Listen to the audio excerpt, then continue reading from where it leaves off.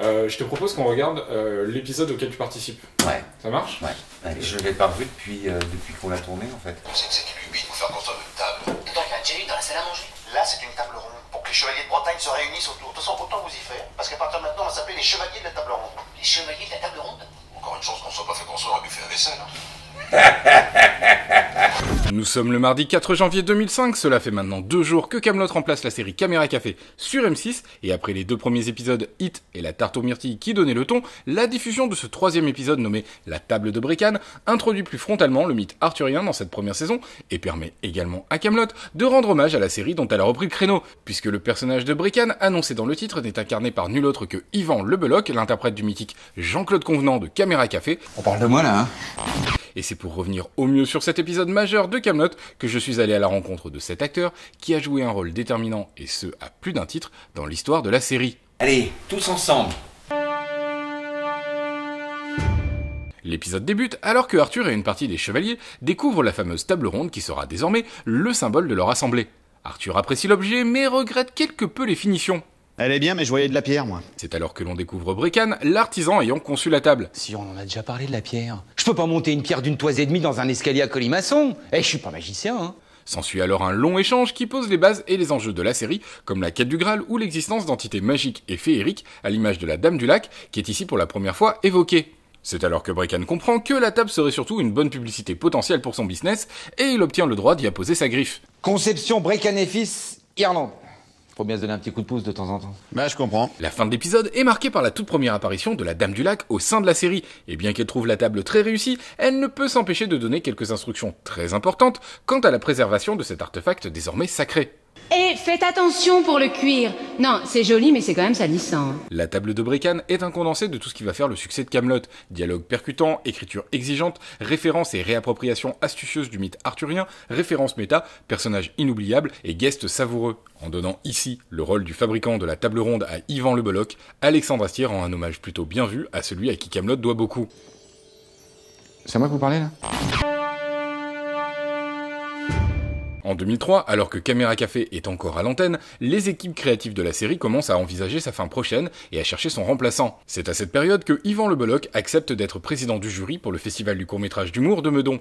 Cette année-là, parmi les films sélectionnés pour ce festival se trouve Dies Irae, le court-métrage matriciel de la série Kaamelott, réalisé par Alexandre Astier. L'année de ce festival, le mythe arthurien n'est pas vraiment étranger au cœur de Yvan Lebeloc, dont les racines bretonnes sont pour lui très importantes. Forcément, la celtitude te nourrit de légendes. Par exemple, moi, mon côté faire face dans la tempête, ça vient de mes racines qui sont quelque part entre Saint-Trégonec et Porthgwen. Comme quoi, une personnalité arrive à être marquée par le terroir. Pour autant, ce n'est pas forcément sa celtitude qui va d'abord l'attirer dans l'univers de Dies Irae. Non, ça serait mentir que de prétendre m'être souvenu de mes racines bretonnes quand j'ai vu ce court-métrage. C'est en effet plus l'optimisation des moyens et l'efficacité du film qui marque celui qui est l'un des principaux auteurs de Caméra Café. La dramaturgie, elle est recentrée autour d'une table. Et donc ça veut dire que rien qu'en mettant des bonhommes autour d'une table, on peut raconter une histoire passionnante et drôle. Ça c'est, voilà, sans cascade, sans incendie, sans prise de château fort, sans combat, voilà, juste avec une problématique autour d'une table.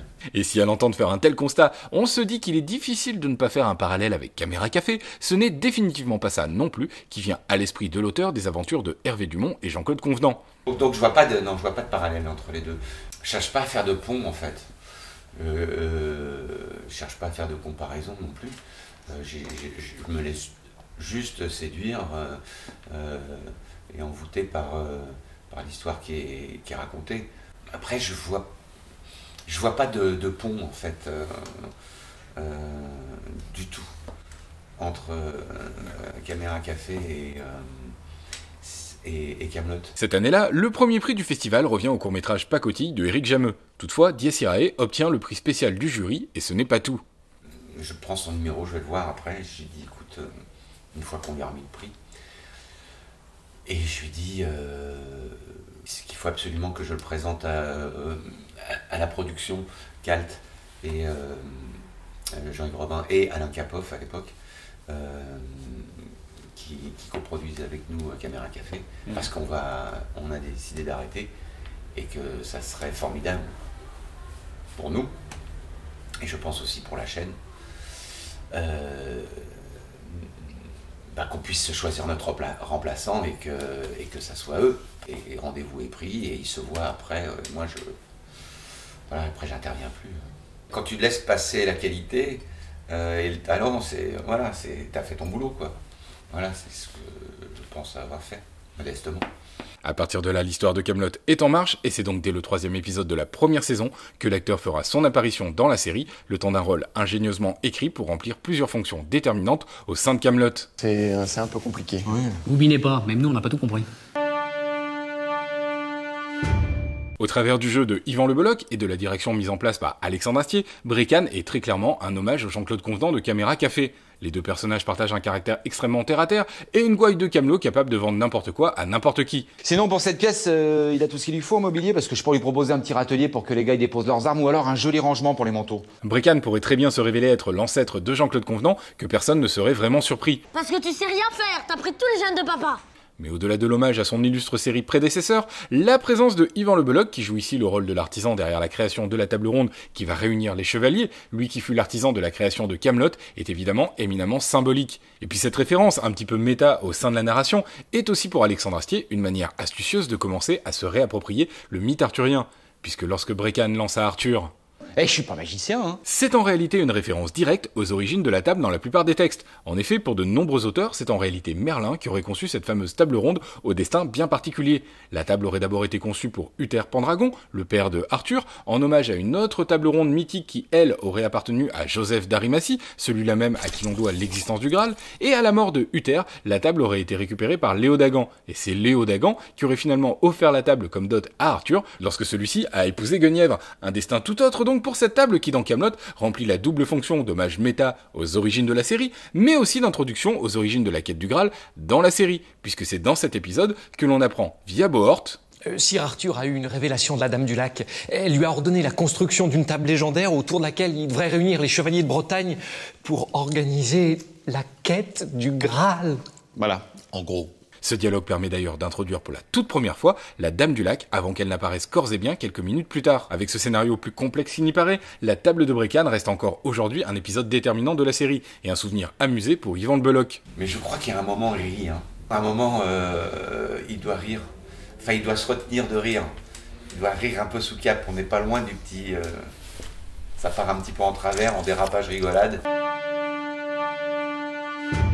De 2001 à 2004, Yvan Le Bolloc a interprété le rôle de Jean-Claude Convenant durant 570 épisodes et un prime spécial de Caméra Café.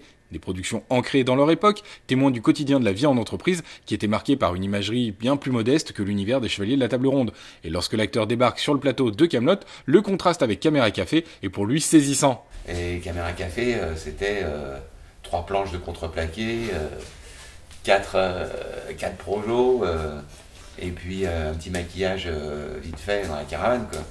Là, c'est pas pareil. Là, on est... Voilà, on se rapproche un peu plus de la Cinecittà, dans le sens où ils avaient un chouette décor qui tournait avec une qualité d'image tout à fait remarquable. Un chef-op vraiment qui tabassait mes mains à coups de jambon. Au-delà donc de cette équipe qui tabasse des nez avec des jambons, comme pour Dies Irae, Yvan Le Bolloc reste séduit par l'écriture et la direction d'acteur de Alexandre Astier. C'est très bien écrit. Je me souviens que j'avais rajouté le mot bagnoder. D'autant que là, je vous ai mis de la qualité, hein. Mettons pour un banquet. Bon, s'il y a 5 ou 6 dames qui veulent un petit peu bagnoder là-dessus, ça bougera pas, hein. Non, mais c'est pas tellement l'ambiance. Ah bah ça, après, moi, pour le détail, je sais pas, hein. Après sur la façon de diriger d'Alexandre, c'était extrêmement précis. Après, tu peux un peu bagnoder entre les lignes, mais c'est bien d'avoir...